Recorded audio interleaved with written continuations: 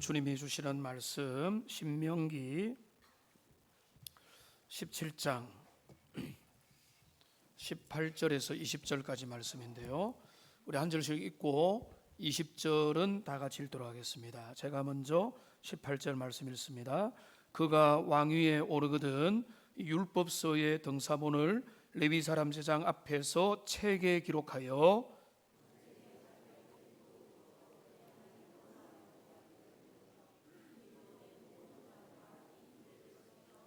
함께합니다.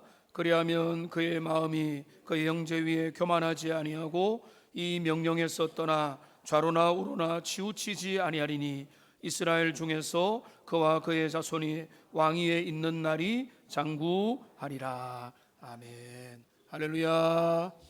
우리 한번 옆에 한번 인사하겠습니다. 주의 말씀을 사랑합니다. 한번 인사하겠습니다. 한 번 더 다른 분에게 보고 인사하겠습니다. 말씀의 은혜 받읍시다. 오늘은 왕의 길, 말씀의 길이라고 하는 우리 멋진 제목을 가지고 우리가 하나님의 말씀을 상고하고 우리에게 교훈을 찾기를 원합니다.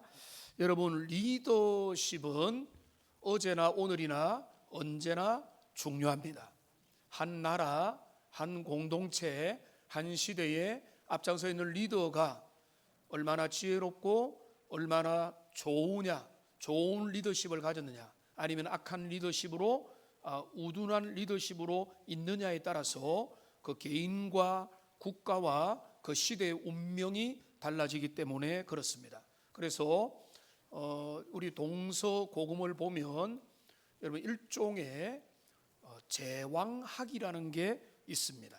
이 제왕학, 이거는 뭔가 하면 왕과 황제와 이런 어떤 그 앞장서 있는 그 리더는 어떤 모습을 보여야 되느냐, 이런 것들을 연구하고 축적하여서 기록하고 공부한 거, 그걸 이제 제왕학이라고 부르는데, 이 제왕학을 이제 많은 관련된 책들이 있는데요, 여기 동양과 서양의 차이가 좀 있습니다.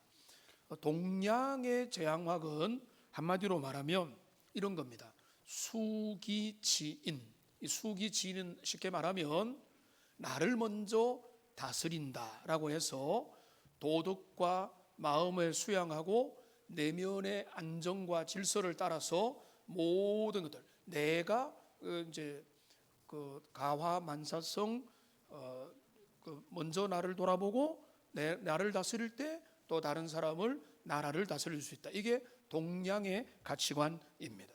근데 서양의 그 제왕학 리더의 가치관은 좀 다른데, 서양은 뭔가 하면 실제적으로 공동체가 이익을 얻게 되는 방법이 뭐냐, 권력을 어떻게 분점하고 나누는 것이 시스템이 어떻게 가야 되느냐, 이런 쪽으로 서양의 제왕학은 발전을 해왔습니다. 동양의 이제 법가 사상을 만들었던 한비자 같은 경우에는 패도 정치를 강조했는데, 이 한비자는 뭔가 하면 이 법, 이 기준을 정하고 그 다음에 기술, 아주 전문적인 기술을 가지고, 그리고 세력을 동반해서 통치한다, 이런 개념을 밝혔습니다. 나름대로 리더십에 관련된 수많은 책들과 연구 자료들, 동양과 서양과 주변의 역사들이 준비되어 있습니다. 이런 많은 내용들이 있는데, 그 내용들을 한번 정리를 해보면 어떻게 되는가 하면 이럴 것입니다. 세상의 리더와 왕과 통치자가 되기 위해서는 세 가지가 필요한 것입니다.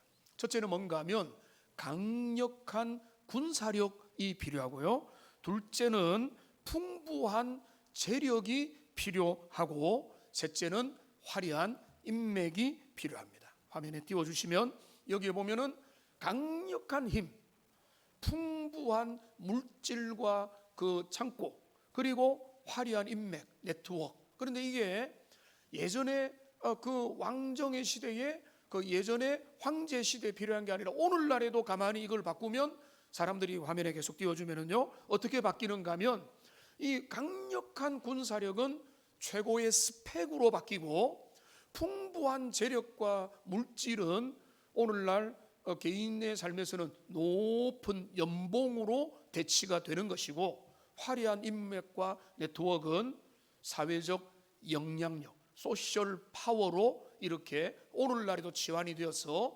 많은 사람들이 은근히 성공이다, 능력이다, 리더십이다라고 할 때는 이런 쪽으로 해서 강조하고, 그리고 스펙을 쌓고 나름대로 열심히 그 길을 걸어가는 것입니다. 여러분, 그것이 틀렸다, 잘못됐다가 아니라 그 세상의 분위기 속에서 오늘 하나님은 이스라엘의 왕이 될 사람에게 전혀 다른 이야기를 하십니다. 우리가 읽었던 내용 앞에 보시면 오늘 16절에서 뭔가 하면 이스라엘 왕은 병마를 많이 두면 안 된다 이렇게 말했어요. 여기 17절에 보면은 아내를 많이 두면 안 된다고 말했고, 그 뒤에 또 보면은 뭔가 하면 은금을 많이 쌓으면 안 된다는 것입니다. 병마, 군사력을 쌓지 말고 아내를 둔다는 것은 이거 그냥 뭐 일부 다처제 금지 정도가 아닙니다. 그때는 동맹을 통해서 이방과 동맹을 하고 정략 결혼을 해가지고 네트워크를 확대를 해갔잖아요. 그 일을 하지 말라는 거예요. 그리고 너는 은금을 쌓지 마라. 여러분, 이스라엘의 왕 최고의 권력자에게 잣대고 pot대고 이거 하지 말고 저거 하지 말고 저거 하지 말고, 그러면 뭐 가지고 통치를 하느냐, 이런 질문이 나올 정도로 황당한 오늘 요구를 주님이 그 이스라엘 왕이 될 사람에게 주고 있다는 것입니다. 그리고 오히려 이거 하지 마라 저거 하지 마라 이것도 안 된다 해놓고 주님이 하시는 말씀 18절에 뭔가 하면 하나님의 말씀을 필사하라 이렇게. 여러분, 너무 엉뚱하잖아요. 왕이 해야 될 일이 얼마나 많고 얼마나 위대한 일을 해야 되는데 이스라엘의 왕으로 등극할 사람은 뭔가 하면 열심히 말씀을 뺏겨라 이거든. 우리가 이 내용을 좀 우선은 좀 놀라면서 하나님이 왜 이 명령을 우리에게 주셨는가? 하나님이 왕에게 군사력을 많이 두지 말라 16절이죠. 그 다음에 아내 정략적인 인맥에 너희의 목숨을 걸지 마라 17절이죠. 은금 재력을 많이 쌓지 말라 17절에 나와 있는 말씀대로 세상에 가는 그 제왕학의 길을 가지 말고 하나님의 나라의 사람은 그 부모나 그 교회 지도자나 세상 가운데 앞장서 있는 모든 사람들은 다른 길을 가야 된다, 그렇게 가르치고 있는 것입니다. 근데 오늘 이 본문이 이거는 나와 관계없겠다 이렇게 생각하면 안 됩니다. 왜냐하면 여기 이스라엘의 왕으로 등극할 자에게 주시는 교훈인데, 베드로 여기 그 베드로 전서 2장 9절의 말씀을 보면은 하나님이 우리를 뭐라고 합니까? 한번 따라합시다. 왕 같은 제사장. 하나님 우리를 왕과 같은 자라고 말씀하시잖아요. 왕의 자녀니까 왕이잖아요. 그러니까 너희가 그 명령에서 배제되지 않는다는 거예요. 그러니까 우리가 가정의 부모로서, 가장으로서, 영적인 머리로서, 또 여러분 직장에서 여러분 뭐 CEO나 아니면은 뭐 경영자이기도 하지만 중간 관리자이거나 내 하급자를 한 사람이라도 데리고 있다면 다 해당이 되는 것입니다. 동호회에서 여러분이 총무구나 회장이라면, 선교회에서 여러분이 리더라면, 크고 작은 골목대장이라고 할지라도 하나님의 사람에게 이 말씀은 적용되는 것입니다. 이스라엘의 왕이 이렇게 된다면, 왕에게 이것이 요구된다면 오늘 우리 리더에게 또 리더십으로의 자리에 나가게 될 여러분들에게, 우리 청년들에게 이 말씀은 너무나 중요하기 때문에 여러분들 오늘 이 말씀을 우리가 새겨 듣고 여러분 자신의 기도 제목으로 삼고 여러분의 자녀들을 위해서도 여러분 그렇게 생각을 새롭게 하는 그런 은혜가 있으면 좋겠는데요. 여러분, 가장 중요한 오늘 주제 첫 번째는 뭔가 하면 필사는, 말씀의 필사는 마음의 각인이라는 것입니다. 한번 따라합시다. 필사는 마음의 각인입니다. 하나님의 말씀을 내가 옮겨 쓰는 것은 내 마음의 말씀을 각인시키는 탁월한 일이다. 그러니까 하나님이 그것을 명령하셨습니다. 오늘 18절 말씀에 보면 이렇게 되어 있습니다. 이스라엘의 그가 왕위에 오르거든 이 율법서의 등사본을 레위사랑제장 앞에서 뭐라고 했죠? 책에, 여기 공책이겠죠? 책에 기록하라는 거예요. 기록. 누가 기록하죠? 왕들 그 사람이 직접 기록을 하라는 것입니다.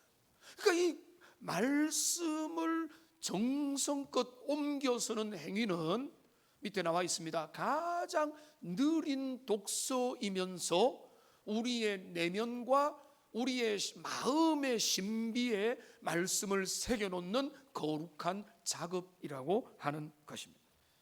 여러분, 왜 주님은 이 명령을 하셨을까요? 오늘 21세기 최첨단을 살아가는 우리에게 이 말씀은 유효합니까? 여러분, 눈으로 읽는 게 얼마나 빠릅니까? 오늘날 초고속의 시대이지 않습니까? 손으로 쓰는 것은 제일 느린 독서법입니다. 속독법을 주창하는 사람들이 볼 때는 천천히 읽는 게 아니라 눈으로 보면서 손으로 기록해가는 행위는요, 제일 느린 독서법인 것입니다. 오늘 우리는 초고속 검색의 시대를 살아가고 있습니다. 저도 그거를 적극 활용하는 사람입니다. 인공지능을 도구로 활용을 잘하는 사람입니다. 그런데 너무너무 우려되는 부분도 동시에 있습니다. 특별히 우리의 다음 세대, 우리의 젊은이들, 어린아이들, 그들이 생각하는 힘, 사고하는 힘, 창의력, 독서력을 유지할 수 있을까? 두드리면 다 나오는데, 두드리면 정보가 나오는데, 근데 중요한 거는 그 비밀이 있거든요. 무엇을 입력할 수 있는 능력이 생겨야 되거든요. 그런데 그거는 다음에 제가 그 주제를 말씀을 통해서 한번 다시 다루겠지만은 그 지금 뭔가 하면은 어른들은 이걸 쓰기에 괜찮아요. 우리 젊은이들은 아무 생각 없이 이런 데 쓰다 보면은요, 내가 내 사고력, 내 상상력, 내 독서력, 깊은 질문하는 법을 배우지도 못한 채 기술만 한테 와 있어 가지고 그 격차가 심해지는 것입니다. 그러니까 여러분이 너희가 느리게 말씀을 필사하는 이 일은 우리 시대의 흐름과 안 맞는 것 같지만 그렇기 때문에 중요한 일이야. 우리의 시대가 발빠르게 하고 모든 것을 빠르게 하고 모든 걸 숏폼의 시대에 빨리빨리, 지금은요 영상도 저는 그 숏폼을 안 보려고 안 봅니다. 잘 안 봅니다. 근데 숏폼에 빠진 사람들은 3초, 5초, 10초짜리 짧은 영상을 계속 보다 보면 전문가들이 말하는 거는 그거는 입력이 안 된다는 거예요. 차라리 긴 거를 보라는 거예요. 그러면 생각도 하고 고민도 할 수 있는 거죠. 근데 우리 시대는 빨리빨리 즉각적으로 넘기고 어떤 현상을 받는지도 모르는 그 시대 속에 우리가 그 시대에 매몰되지 않고 우리가 하나님의 사람으로 잘 가기 위해서는 하나님의 말씀을, 여러분 필사는 어떻게 합니까? 옆에 말씀을 펴들고 눈으로 보면서, 제가 필사를 이게 컴퓨터로 좀 해봤지만은 필사할 때는요, 여러분 말씀을 잘 따라가야 됩니다. 그 말씀을 따라서 손으로 옆에 옮겨 적어가면서 마음을 집중하고 그렇게 하는 게 필사지 않습니다. 그러니까 이거는 느린 독서행인데 성경을 필사하니까 거룩하게 느리게 이 일을 할 수 있는데요. 여러분, 근데 제가 참 이제 이 설교를 함에 있어서 저의 한계는 뭔가 하면 제가 필사를 그렇게 많이 안 했다는 사실입니다. 컴퓨터로 좀 해보고 옛날에 성경을 부분으로 옮겨본 적이 있지만은 우리 장로님, 권사님들처럼 성경 필사를 몇 권이나 하거나 한 권 전체를 해본 경험이 없어요. 근데 제가 이거를 같이 해보자고 말씀을 드리는 겁니다. 그러면서 찾아보니까 진짜 공감이 될 정도로 필사에는 유익들이 많은데 그 필사의 혜택들을 나중에 말씀을 통해 나누겠지만 우리가 이제 딱 보면은 4가지 유익이 있습니다.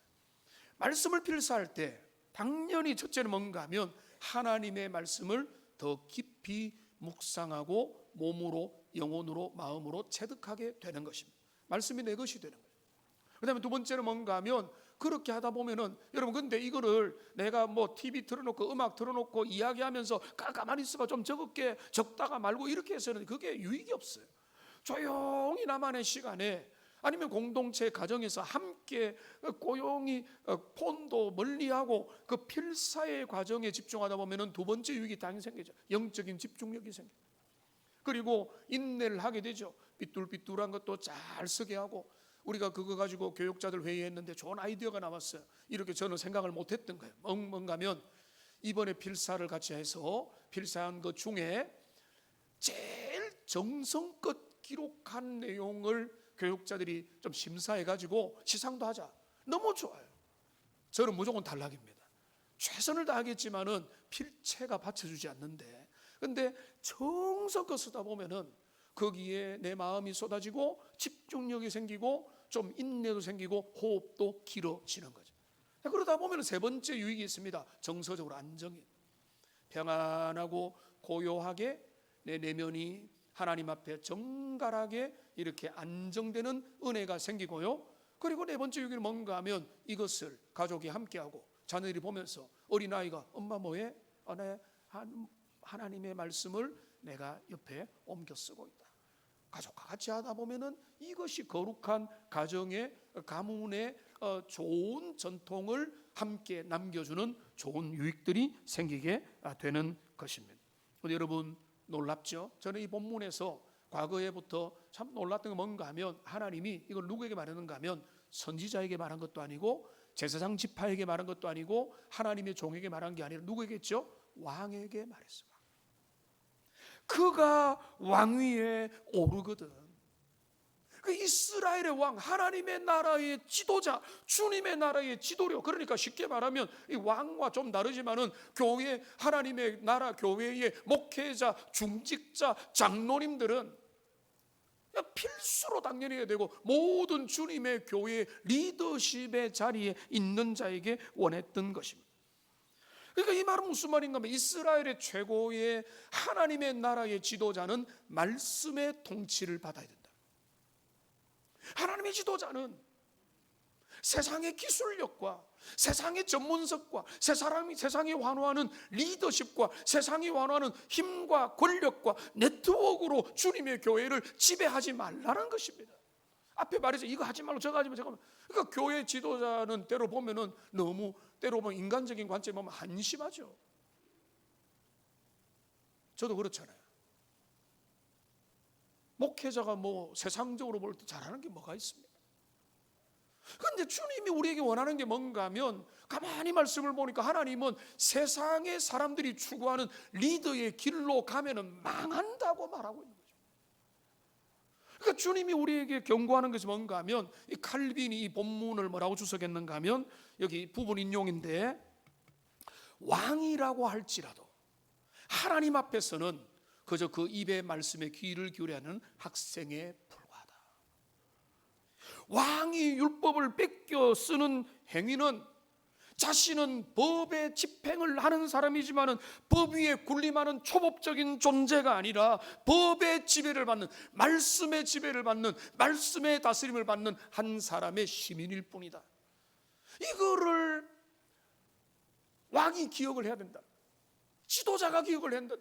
그러니까 그가 교만하지 않게 되기 위해서는 말씀의 지배를 이스라엘의 지도자는 반드시 받아야 되고, 여러분 우리가 지금 주일 오후와 금요 기도회에 열왕기서를 보는데 그 타락의 핵심 뭔가 하면 이 집에서 떠나게 된 거예요.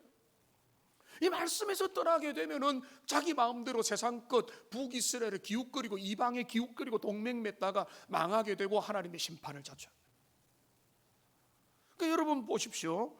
이 지금 하나님의 말씀에 다스림을 받는다는 그 전통을 보여주는 최고의 증거 중에 하나 뭔가 하면, 미국의 대통령이 취임할 때 성경 위에다가 왼손을 얹고 오른손을 들어서 취임을 합니다. 그런데 이게 헌법에 그런 규정이 없어요. 그런데 어떻게 그게 됐는가 하면, 미국의 초대 대통령이 조지 워싱턴이잖아요. 그런데 워싱턴이 취임을 하는 그때에 주변에 성경이 없었어요. 그래서 어디로 멀리 급하게 하나님의 성경책을 빌려와 가지고 프리메이슨 회관에서 성경을 빌려와서 어떻게 했는가 하면 선서를 하고 난 다음에 성경에 입을 맞추면서 하나님이여 나를 도와주소서라고 그렇게 그 문구를 덧붙인 것이 미국의 오래된 전통이 되었습니다. 그러니까 법으로 강제되는 게 아니에요. 원해서 하는 것입니다. 그런데 제가 이번에 자료를 좀 찾아보니까 지금 트럼프 전 세계 논란의 대상이 되어 있고 호불호가 다르겠지만 그 사람 평가와 관계없이 그 취임 때에 트럼프는 성경 위에 손을 얹지 않았어요. 근데 그 자료의 영상을 가만히 보면 그 트럼프가 있는 그 옆에 멜라니 여사가 성경 2권을 손에 딱 들고 있습니다. 그리고 같이 취임 선서를 합니다. 뭐 해석이 분분하더라고요. 왜 성경에 손을 안 얹는가, 믿음이 있냐 없냐 이야기하는데 그거는 논외로 하고, 성경 2권을 왜 2권의 성경이면 하나는요 아브라함 링컨이 사용했던 성경이었어요. 하나는 뭔가 하면 트럼프가 주일학교 때 그가 사용했던 성경입니다. 그러니까 본인의 역사에서 중요한 두 성경을 멜라니 여사가 정성껏 들고 있는 장면을 제가 그 취임식에서 그냥 못 봤, 그때는 전혀 관심이 없었는데 다시 보니까 그 장면이 있더라고요.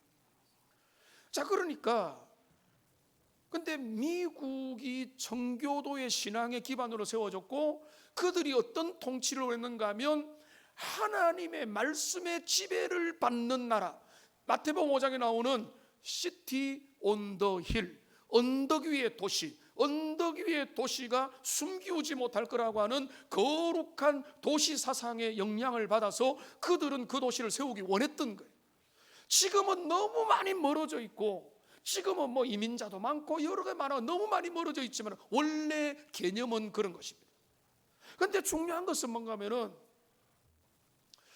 미국의 그 일반 세속 나라마저도 우리나라가 하나님의 말씀에 지배를 받기 원합니다 하면서 그 말씀을 옆에 두고 취임식에 손을 얹고 선서를 했는데 하나님은 그 정도를 원하시는 게 아니에요.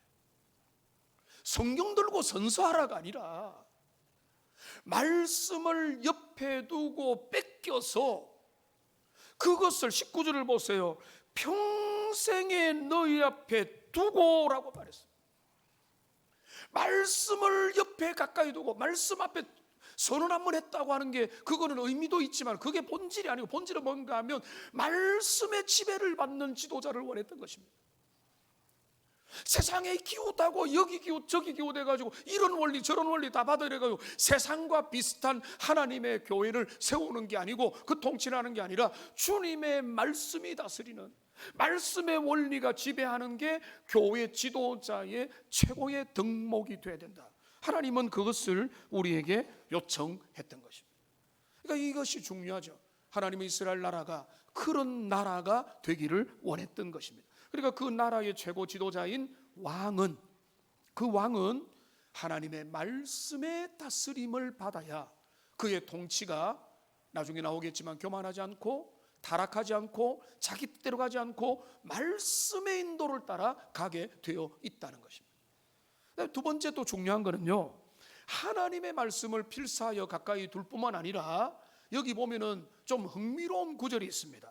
여기 보니까 뭐라고 했는가 하면 이 공동체적으로 검증이 돼야 된다고 하는데 이 내용에 보니까 그냥 너가 알아서 뺏기고 너가 알아서 마음에 드는 구절을 적지 말고 레위 사람 제사장 보는 앞에서 기록을 하라는 거예요.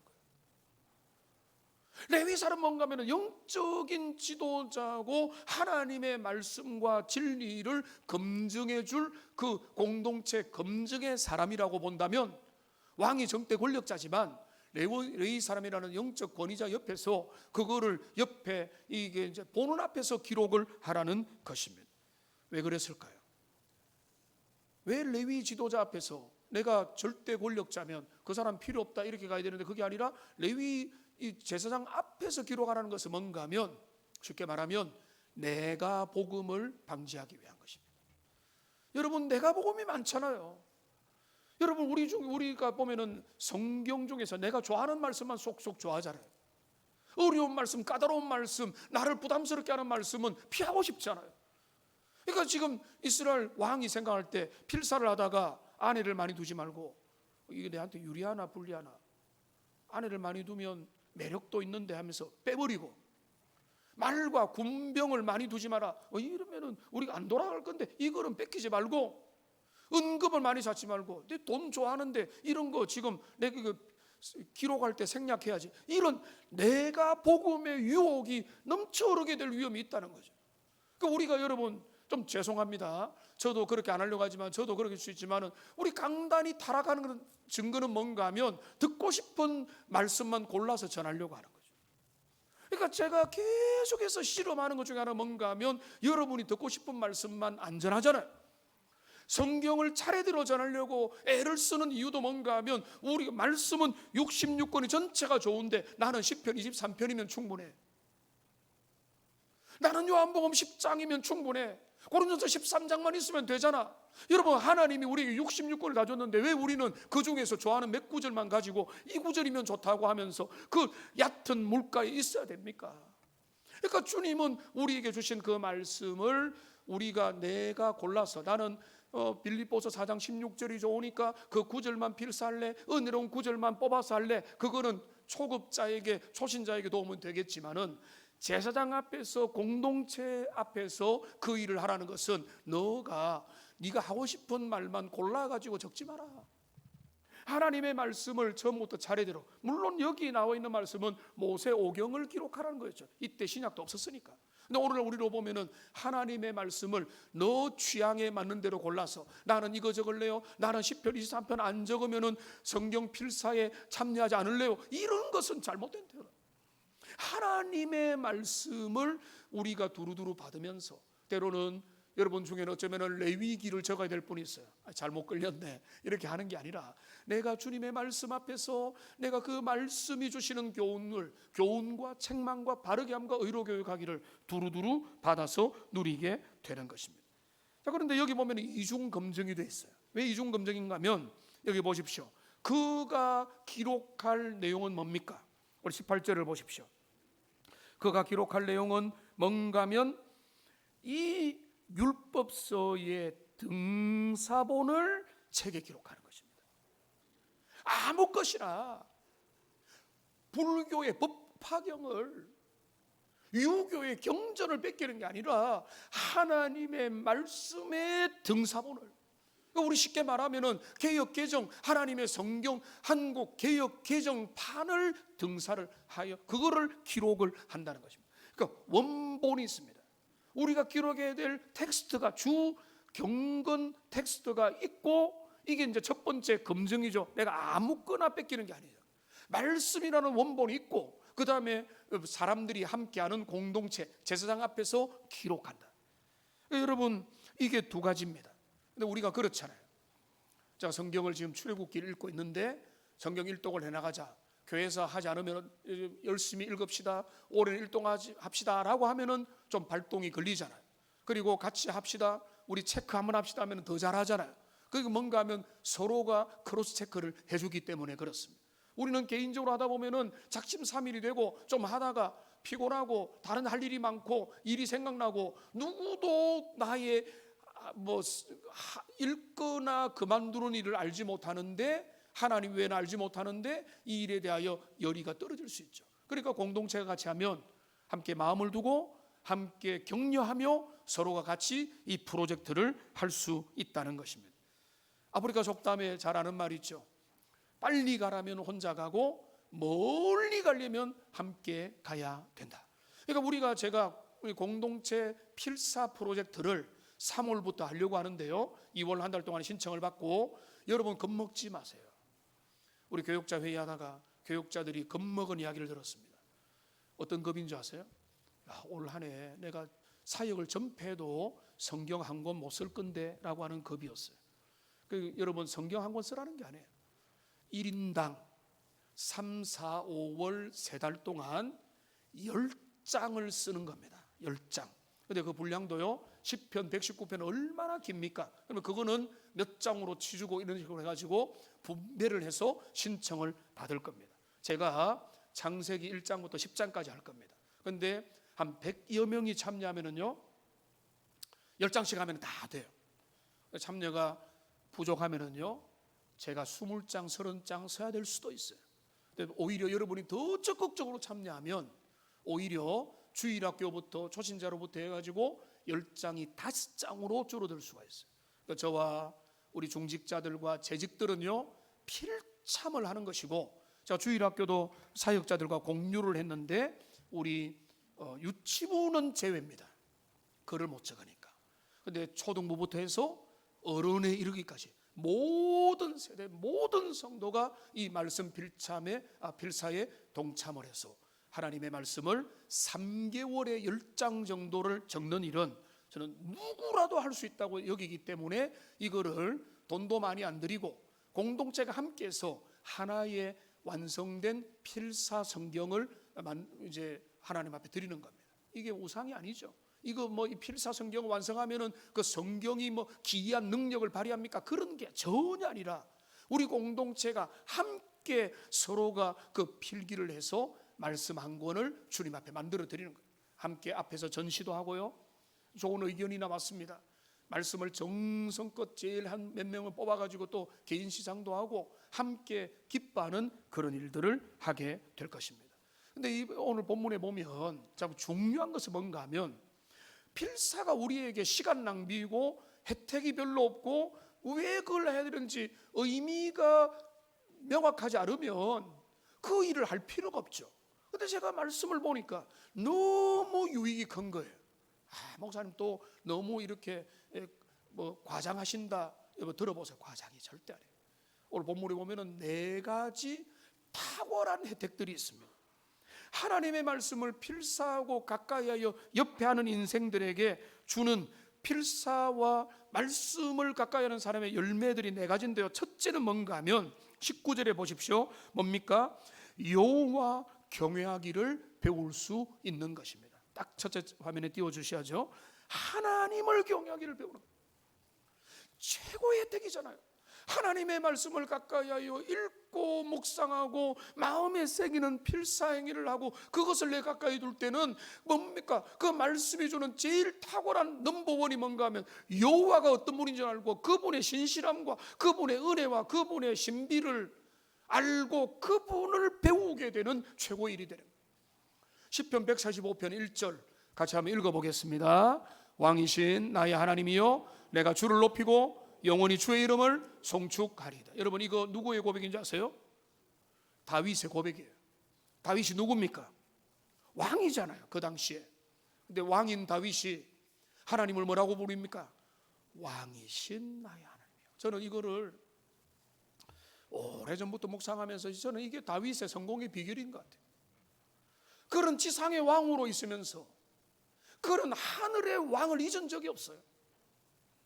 그가 주님 앞에 끝까지 갈 수 있었던 것은 그가 착각하지 않았던 거예요.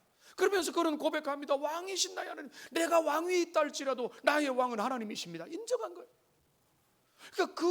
그러니까 그가 하나님의 말씀이 그의 영혼을 온전히 지배하니까 그는 여호와를 경외하는 법을 배우게 된 것입니다. 두 번째로 여러분 하나님의 말씀을 필사하고 말씀을 가까이 하면은 우리는 겸손을 배우게 됩니다. 우리는 겸손해집니다. 여러분 오늘 본문이 뭐라고 했습니까? 여기 20절 중반에 보니까 여호와 경외하기를 배울 뿐만 아니라 그의 마음이 그의 형제 위에 교만하지 아니하고. 여러분 이거 중요한 겁니다. 사람이 왜 교만하고 착각합니까? 돈 좀 생기면 직위가 올라가면 좀 유명해지면 뭐 인기를 얻으면 사람이 달라지죠. 저 사람 옛날에 안 그랬는데. 갑자기 생각이 나는데 작년에 어떤 집사님이 저한테 이 말을 해요. 목사님은 그대로입니다 라고 하는데 칭찬 반 변화를 생각하는 반이겠죠. 그래서 저는 여러분 우리가 하나님 앞에서 우리가 착각하거나 교만하거나 이상해지거나 변하지 않을 수 있는 제일 강력한 그 도구는 뭔가 하면 하나님의 말씀입니다. 여러분 오늘 본문에 보세요. 주의 말씀이 가까이 있으면은 왕이 착각하지 않는다는 거죠. 나는 너희와 달라. 나는 특수신분이야. 나는 초엘리트야. 나는 너희들과 계급이 달라라고 하면서 그렇게 착각하고 형제 위에서 오만한 자리에 서지 않는다는 거죠. 반대로 말하면 뭡니까? 나도 형제 중에 한 사람이다. 근데 하나님이 나를 지도자로 세워주셨다. 하나님이 나를 이 자리에 있게 하실 뿐이다. 나는 원래 하나님 앞에 신자요 성도의 한 사람이고 하나님의 인도를 받아야 되는 죄인 중에 한 사람이다. 여러분 그것을 잊어버리지 않게 만드는 게 말씀을 가까이 하는 삶이라는 것입니다. 여러분 사람이 성공하면 교만하게 되잖아요. 사람이 물질의 부를 이루고 자립하게 되면은 착각하게 되잖아요. 내가 모든 걸 내 멋대로 할 수 있게 되는 시기가 되면은 오만하게 되고 잘못된 선택을 하게 되는 그 순간에 말씀을 내 법으로 둔 사람은 나는 하나님의 위로 하나님의 피조물이며 나는 옆으로 내 모든 형제들 중에 한 사람일 뿐이다라고 하는 절대로 교만해야 교만해질 수가 없는 자기 인식의 상태를 누릴 수 있게 돼요. 그게 말씀 앞에 서 있는 인생의 복된 은혜인 거예요. 여러분 그렇기 때문에 이게 두 번째 혜택이고요. 놀랍죠? 첫 번째만 있어도 다 되는데 하나님을 경외하면서 두 번째 교만하지 않고 겸손하게 만들며 세 번째 또 있습니다. 오늘 20절에 보니까 뭡니까? 좌로나 우로나 치우치지 않게 된다. 여러분 여호수아서에도 1장 7절에 보니까 여호수아에게 주님 말씀합니다. 이 율법책을 내 입에서 떠나지 말게 하라. 오직 강하고 극히 담대하여 나의 종 모세가 내게 명령한 율법을 다 지켜 행하라. 좌로나 우로나 치우치지 말라. 여기 똑같은 말이에요. 하나님의 말씀을 가까이 하면 우로도 치우치지 않고 좌로도 치우치지 않고. 우리는 여러분 우파가 많죠. 그런데 이념적으로 말하면 말씀으로부터 오른쪽으로도 지나치게 치우치지 말고 말씀으로부터 왼쪽으로도 치우치지 마라. 말씀이 기준이 되라고 말하고 있잖아요. 그러니까 여러분 우리가 왜 치우치고 왜 흔들리고 왜 우리가 헷갈립니까? 기준이 없어서 그래요. 그리고 기준이 잘못돼서 그래요. 기준이 말씀 가운데 분명한 기준이 있으면 말씀의 분별력을 가지고 시대를 판별하고 현상을 분별하고 모든 이념과 사상의 굴레 앞에서 흔들리지 않는 거예요. 우리 시대는 너무나 위험한 시대입니다. 극단들이 위험한 시대 속에서 우리가 흔들리지 않으려면 말씀의 중심을 잡아야 돼요. 그러니까 우리가 하나님의 말씀이 내 영혼에 뿌리를 내리면은요 좌로나 우로나 치우치지 않는다. 이게 최고의 은혜잖아요. 그러니까 우리에게 분별력, 우리의 자녀들에게 지혜와 분별력과 결단력과 용기는 어디서 오는가 하면 말씀에 대한 굳건한 견고함에서 세워져 가야 되는 것이다. 마지막 네 번째는요, 견고한 왕권을 허락하겠다는 것입니다. 여기 이것도 그 가문에게는 얼마나 영광입니까? 이 명령을 지켜 행하면 그와 그의 자손의 왕위에 있는 날이 장구하리라.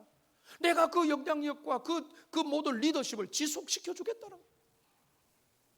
우리가 힘과 권력으로 네트워크로 인간적인 술수를 가지고 그 모든 것들을 유지하고 계속하려고 애를 쓰지만 그거는 헛된 것이고 하나님께서 그 나라의 인생과 그 개인의 인생을 다윗의 인생을 붙들어 준 거는요, 다윗이 술수와 이제 모사가 많아서가 아니라 인간적인 계략이 많아서가 아니라 여호와를 경외하는 다윗을 하나님이 특히 여겨서 그 인생을 귀하게 세워 주신 것입니다. 여러분 이 혜택 여러분 제가 과장한 게 아니잖아요. 이 네 가지 하나님의 말씀을 여러분 오해하지 마세요. 이번에 필사하면 네 가지 은혜 자동으로 온다? 그 말이 아니라 말씀을 필사하고 그것을 내 옆에 두고 가까이하여 말씀 앞에 살면 여러분 이 모든 혜택 여호와 경외하기를 배우며 또 무엇입니까? 하나님 앞에서 내가 교만하여 형제 위에 나는 다른 사람이다라고 하는 착각을 하지 않으면서 또한 주님 앞에서 그 좌로나 우로나 치우치지 않는 분별과 중심을 잡는 사람이 되고 그러면서 하나님이 우리의 삶과 우리의 자녀의 삶에 우리 주님의 은혜를 지속적으로 주실 것이다.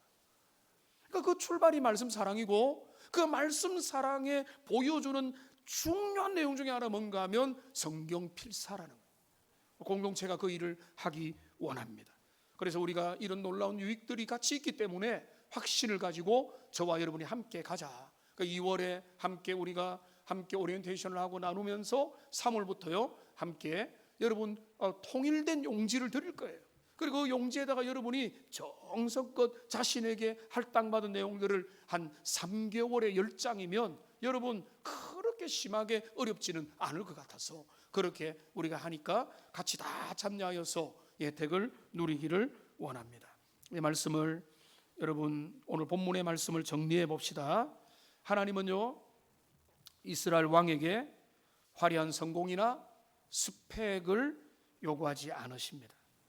하나님이 이스라엘의 최고 리더십에게 요구하는 것은 말씀을 평생 자기 옆에 두고 읽고 쓰면서 그 말씀을 따라가는 사람이 되라.